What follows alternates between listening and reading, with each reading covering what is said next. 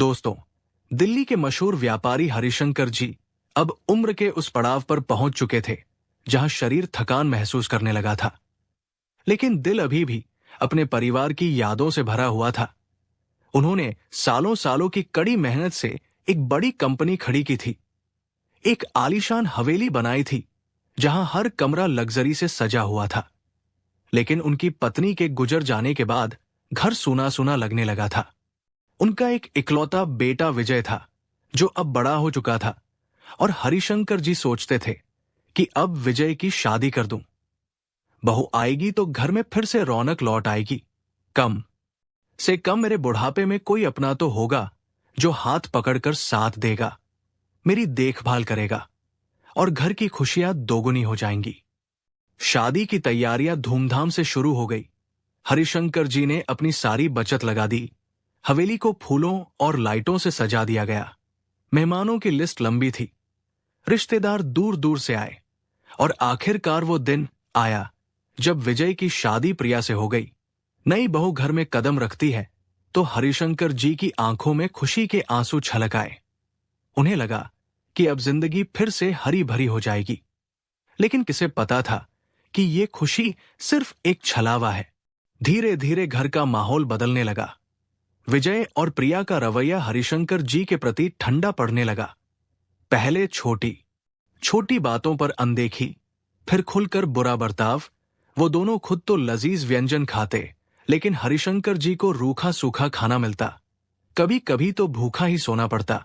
एक शाम हरिशंकर जी ने चुपके से देखा कि उनकी थाली में बासी रोटियां और बचा हुआ सब्जी परोसा गया है। उनका दिल रो पड़ा, लेकिन उन्होंने कुछ नहीं कहा, क्योंकि वो सोचते थे कि शायद ये सब बस एक दौर है जो गुजर जाएगा। लेकिन असली तूफान तो तब आया जब विजय और प्रिया ने मिलकर हरिशंकर जी को पागल घोषित करने की साजिश रची। उन्होंने डॉक्टरों से झूठे पेपर बनवाए, हरिशंकर जी से जबरदस्ती दस्तखत करवाए, और सारी संपत्ति अपने नाम कर ली। अब विजय पूरी तरह बदल चुका था। उसके लिए हरिशंकर जी बस एक बोझ बनकर रह गए थे। एक रात हरिशंकर जी चुपचाप हवेली से निकल पड़े। दरवाजे पर खड़े होकर उन्होंने एक आखिरी नजर उस घर पर डाली जिसे उन्होंने अपने खून पसीने से बनाया था। दीवारें वही थी, छत वही थी, लेकिन अब उनका वहां कोई अधिकार नहीं बचा था। आंखों से आंसू बह रहे थे। दिल इतना भारी था कि सांस लेना मुश्किल हो रहा था। पैर कांपते हुए आगे बढ़े, और वो रात भर भटकते रहे। सुबह होने पर वो एक मंदिर के पास पहुंचे जहां लोग लाइन में बैठकर भोजन का इंतजार कर रहे थे। हरिशंकर जी सोचने लगे कि क्या अब मुझे भी ऐसे ही जीना पड़ेगा? क्या ये मेरी किस्मत है कि जिसने कभी किसी से कुछ मांगा नहीं, वो आज भीख मांगने पर मजबूर हो गया। लेकिन कोई चारा नहीं था। वो भी सबसे पीछे लाइन में बैठ गए। लोगों ने भोजन बांटना शुरू किया। पहली बार इतने सालों में हरिशंकर जी ने किसी अजनबी से खाना लेकर खाया। कुछ ने पैसे दिए, लेकिन हरिशंकर जी ने वो पैसे उन गरीबों में बांट दिए जो और ज्यादा जरूरतमंद थे। इधर पड़ोसी विजय से पूछने लगे कि तुम्हारे पिताजी कहाँ हैं? विजय ने झूठ बोल दिया कि वो किसी तीर्थयात्रा पर गए हैं, और क्योंकि बड़ी हवेलियों में लोग ज्यादा ध्यान नहीं देते, बात वही दब गई। कुछ दिनों बाद हरिशंकर जी के पुराने मोहल्ले का एक पुराना दोस्त उसी मंदिर में आया। उसने मैले कुचैले कपड़ों में बढ़ी हुई दाढ़ी वाले हरिशंकर जी को पहचाना।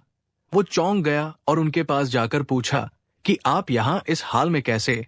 हरिशंकर जी ने गहरी सांस ली, आंखों में आंसू भर आए, और कहा कि बेटे और बहू ने घर से निकाल दिया, संपत्ति हड़प ली।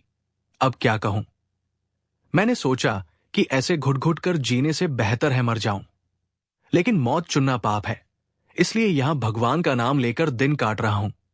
जो खाना मिलता है खा लेता हूं, जो पैसे मिलते हैं दूसरों को दे देता हूं, बस जिंदा हूं। यह सुनकर वो दोस्त दुखी हो गया। उसने हरिशंकर जी की आंखों में झांका जहां सिर्फ दर्द और उदासी थी, और कहा कि कोई बात नहीं, मेरे साथ चलो, मैं तुम्हें अपने घर रखूंगा, तुम्हारा ख्याल रखूंगा। लेकिन हरिशंकर जी ने हल्के से मुस्कुराकर मना कर दिया।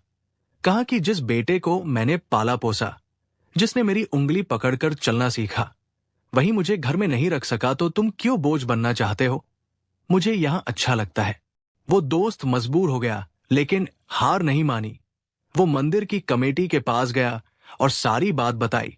कमेटी के प्रमुख ने ध्यान से सुना, कुछ पल सोचा और बाहर आकर हरिशंकर जी से कहा कि बाबा, आप बाहर क्यों बैठे हो? अंदर आइए, यहां आपको रहने की अच्छी जगह मिलेगी। आराम से रह सकते हैं, भजन कर सकते हैं। हरिशंकर जी ने सिर उठाया।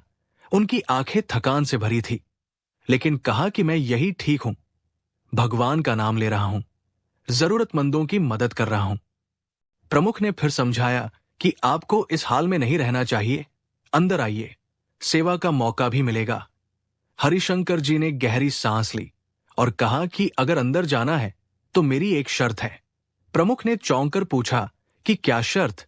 हरिशंकर जी ने इधर उधर बैठे उन गरीबों की ओर इशारा किया जो भीख मांग रहे थे और कहा कि मुझे अकेले नहीं जाना। अगर मैं जाऊंगा तो इन सबको भी साथ ले जाऊंगा। प्रमुख थोड़ा असहज हो गया। बोला कि बाबा, आप इनसे अलग हैं। ये लोग यहां धंधा चला रहे हैं, रात होते ही चले जाते हैं। लेकिन आप मजबूरी में हो, आप अंदर चलिए। हरिशंकर जी ने कुछ देर सोचा, सिर झुकाया और कहा कि ठीक है, अगर आप कहते हैं तो चलता हूं। और इस तरह हरिशंकर जी मंदिर के अंदर चले गए। वहां सेवा करने लगे, भजन गाने लगे और धीरे धीरे उनकी जिंदगी में थोड़ा सुकून आ गया। लेकिन वो दोस्त जो उन्हें पहचाना था, वो विजय के पास गया। हवेली में पहुंचा जहां विजय आराम से बैठा था। दोस्त गुस्से से बोला कि शर्म नहीं आती तुझे? जिस पिता ने तुझे जन्म दिया, पाला पोसा, पढ़ाया लिखाया, उसी को घर से निकाल दिया, पागल घोषित कर दिया, संपत्ति हड़प ली और अब वो मंदिर में भीख मांग रहा है। विजय हंस पड़ा, अकड़कर बोला कि मुझे ज्ञान मत दो, मैंने जो सही समझा किया। अब मैं करोड़पति हूं, ज्यादा बोले तो पुलिस बुला लूंगा। दोस्त हैरान रह गया, समझ गया कि विजय के दिल में कोई पछतावा नहीं है। वो चुपचाप चला गया और पूरे मोहल्ले में ये बात फैला दी। धीरे धीरे लोग विजय की सच्चाई जान गए। हर गली कूचे में चर्चा होने लगी कि कैसे उसने अपने पिता के साथ धोखा किया, संपत्ति छीन ली और बेचारे को मंदिर में छोड़ दिया। अब विजय जहां जाता लोग उसे तिरस्कार की नजरों से देखते, रिश्तेदार मुंह फेर लेते, समाज ताने मारता। वो अमीर था लेकिन इज्जत खो चुका था। समय गुजरता गया।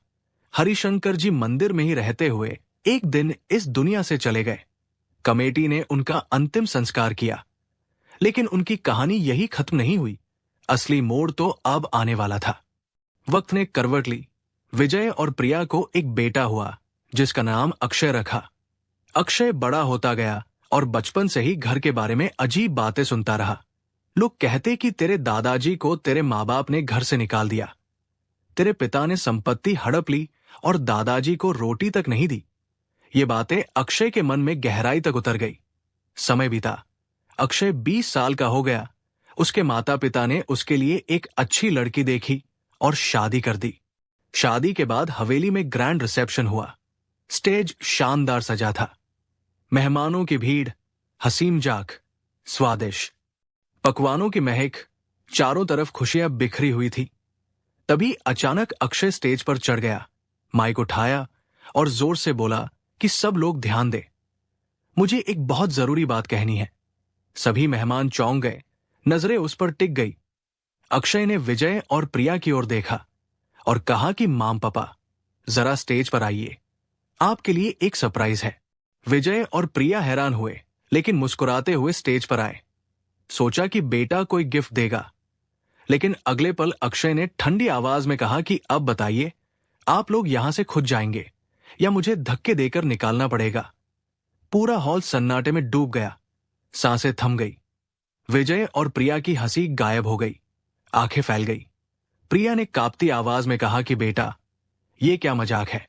अक्षय गुस्से से बोला कि मजाक नहीं, मैं वही कर रहा हूं जो इस घर में हमेशा होता आया है। शादी के बाद माँ बाप को घर से निकाल देना, भीख मांगने छोड़ देना। क्या आपको याद नहीं दादाजी के साथ क्या किया था? उन्हें पागल साबित किया, संपत्ति छीन ली, मंदिर में भीख मांगने मजबूर किया। विजय और प्रिया शर्म से सिर झुका लेते हैं। आंसू बहने लगे। अक्षय और जोर से बोला कि अब आपके लिए भी वही नियम, जाइए, भीख मांगिए, भजन कीजिए। विजय और प्रिया का शरीर कांपने लगा। वे चुपचाप स्टेज से उतरे, गेट की ओर बढ़े। हर कदम इतना भारी था जैसे पैरों में जंजीरें बंधी हों। मेहमान चुप थे, कोई कुछ नहीं बोला। जैसे ही गेट पार करने लगे, अक्षय भागता हुआ आया, उन्हें रोका। वे पलटे। अक्षय बोला कि रुकिए, मैंने ये सब इसलिए किया ताकि आपको पता चले कि दादाजी को निकालते वक्त उनका दिल कितना टूटा होगा। जब अपना घर छोड़ना पड़ता है तो आत्मा मर जाती है। आपने अपने पिता के साथ ऐसा किया, लेकिन मैं नहीं करूंगा। फिर अक्षय ने उनके हाथ पकड़े और वापस अंदर ले आया। लेकिन अब सब कुछ बदल चुका था। विजय और प्रिया ने इज्जत खो दी, बेटे की नजरों में जगह खो दी। अब जब भी अक्षय की आंखों में देखते तो हरिशंकर जी की दर्द भरी आंखें याद आती। घर की दीवारें ताने मारती लगती। प्रिया की बहू भी उन्हें अलग नजरों से देखने लगी और उन्होंने पूरी जिंदगी शर्म और पछतावे में बिता दी, जहां हर पल उन्हें अपना कर्म याद आता रहा।